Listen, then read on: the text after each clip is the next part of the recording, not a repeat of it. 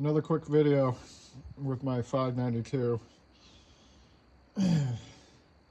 This thing has done a lot of work since I got it, and it's fun to take it out of the mill every once in a while and cut trees down with it and buck stuff up, and it's so powerful, it's ridiculous. And I have nothing but good things to say about it, you know. The whole setup, really. The mill and the saw with the 2-foot bar. I've realized that this milling setup is kind of by default set up for a 22-inch bar. Anything shorter than that, it's not gonna fit properly. So this mill also has extensions that I have for it, which I haven't used because I don't have anything that long or wide to cut through. So I'll just talk about the cedar right here that all this stuff is sitting on, and all the stuff that I've been milling so far this summer is all softwood. The hemlock, fir, pine, and spruce. And this was the first time I went through the cedar, and it's kind of interesting because the cedar is it's superior to other types of softwood in terms of its PSI strength and tensile strength and all of that. And this saw just ripped through it. I couldn't believe it. It is still kind of green, but these are about 7 feet long, somewhere around there. Just over 7 feet. And it took about a minute or less. I mean, it took probably, 50 seconds or somewhere around there to go from one end to the other. And these aren't really that wide. As you can see, that's probably another 7.5 inches, somewhere around there. But the sides have to be dimensioned because they're rough cut. And I have a couple different uses for the cedar, so I'm gonna let it dry out a little bit. I'm gonna stack it, and it's a 1 inch thick, so hopefully it will reduce down to about 3/4 once it's fully dry. But yeah, I'll just say, this has been an awesome endeavor with this saw. I'm standing on the deck on the inside of our cabin that we built, and all of it was made out of this wood. So milled wood. And a year ago I had no idea what the 592 was all about. It was one of these saws that was really powerful, and at the time when we first got this property, I had my MS-250, and that was it. And that saw was great. And I've used it over the past almost 15 years now. And as soon as we got this property up here, there were, tons and tons and tons of trees, large trees. So it was time to get a bigger saw.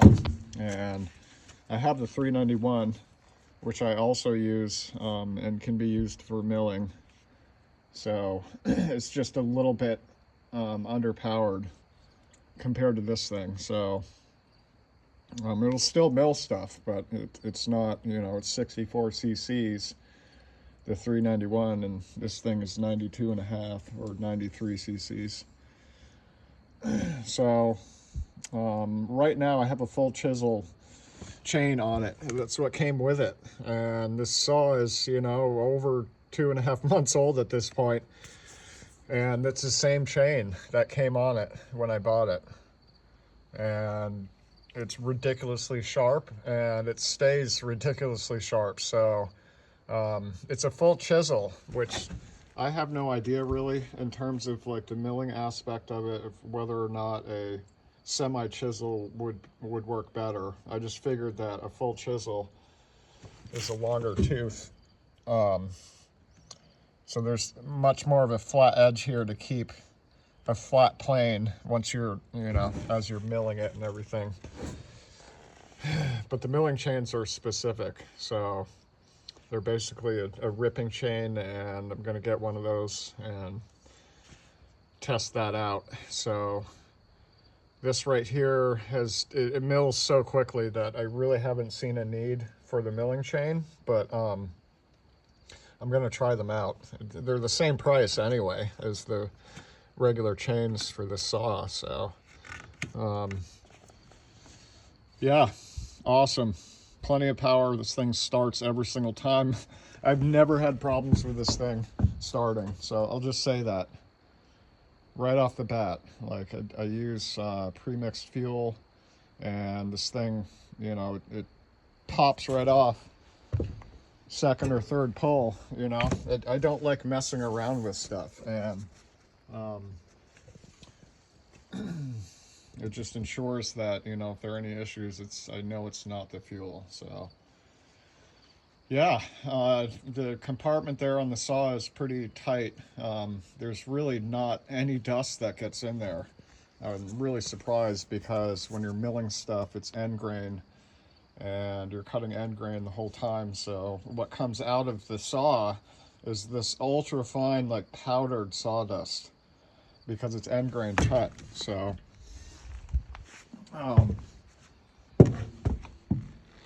it's ultra, if anything, you know, that dust would be able to infiltrate into the saw, but for some reason it just doesn't get in there. I don't know how or why, but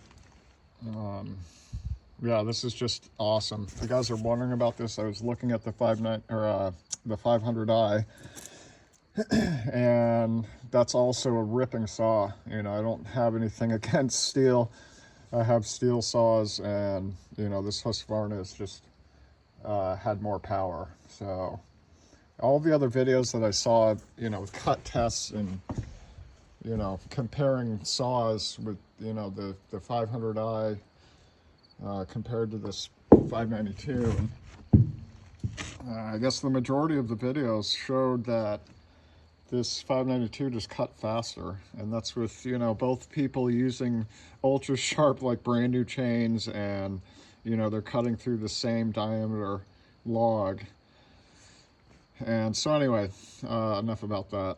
That's just my personal preference. I won't go any further in terms of that. This saw does what I need it to do, and the 391 does what I need it to do, and the MS250. So it doesn't really matter to me which brand it is. They're both awesome in my view. So yeah, still have quite a bit of stuff that I have to mill out, and, you know, I'm just going to keep going until there's nothing left of this chain. But as you can see, you know, this chain has plenty of life left to it.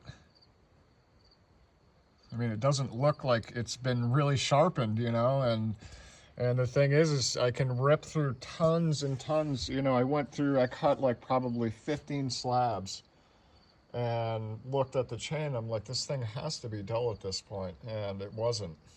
So Husqvarna, these pro chains are awesome. This is like the Rapid Cut XP something plus, I think, chain. And like I said, this is the one that came with it. I have to sharpen the bumper spikes that came on the saw, because they're rounded over. Like they came like that. They're not sharp at all. So yeah, rip and saw. If you guys are wondering, you know, and thinking about milling and stuff, I would definitely consider the 592. There are other saws out there, like I'll explain in other videos, that you can buy online that are a lot less than these and the 500i. So I just wanted to keep it short, so this wasn't a long drawn out video or whatever, because I do have other videos of me talking about this saw. But, you know, end of the summer, this thing has proven itself like 10 times over, and, you know, it's a pretty penny, but like I said, you know, I've milled out easily over $10,000 worth of wood with no stretch whatsoever, no exaggeration. I'm probably forgetting some stuff that I milled out. And so yeah, that's it. Awesome saw. This mill setup right here is an awesome mill, and you know, check it out if you guys are looking at stuff online, because there's a whole bunch of different mills, and this one does everything that all of the other mills do, and it was less than $200 by itself. It was like $140, and it didn't come with a handle, so I had to buy that.